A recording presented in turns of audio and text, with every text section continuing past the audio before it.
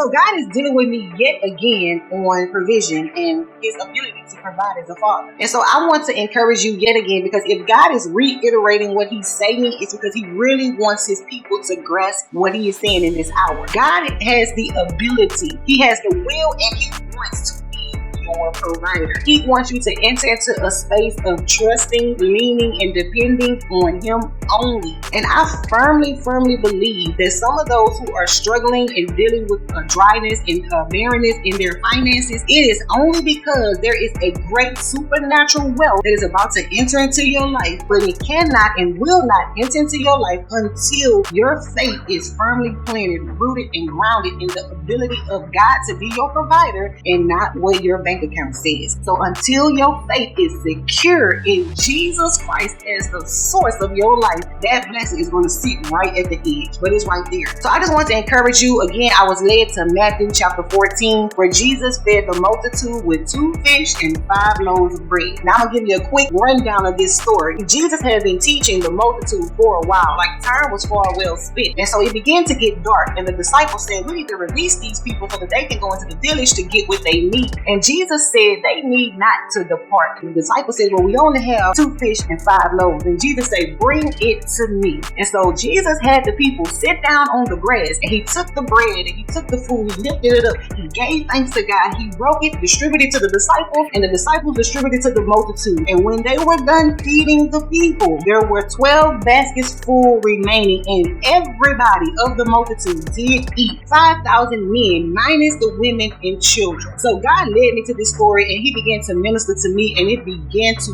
really seal my faith. And so I'm hoping that by the end of this video, your faith will be sealed and secured so that you can enter this next level of financial wealth supernaturally being performed in your life. And so this is what my takeaway from this story is. Oftentimes we want to do things the way that the world does them, and the disciples had this same mindset. Send the people out to the village and let them get what they need. You see, the village is representative of man's way, the marketplace, where you got to go to work into the village. In the village is where all the happening is taking place. There's buying, there's selling, there's trading, there's working, there's getting, there's hustles, there's all kind of things going on in the marketplace, because this is the way things are done. This is the norm, right? But Jesus said they need not to depart. So God is saying that in this hour, it's not in your striving. It's not in how many clients you can secure. It's not in how many hours and overtime you can achieve. It's not merely done by the physical stressing and striving and anxiety and hustling and getting and going and working and tiring yourself out without the application of faith paired along with your work. So yes, keep in mind, faith without works is dead, and likewise work with no faith will only get you so far. God is saying in this hour that what he wants to do in your life, it will be done supernaturally, meaning he's going to do it. And again, like I said, there is wealth,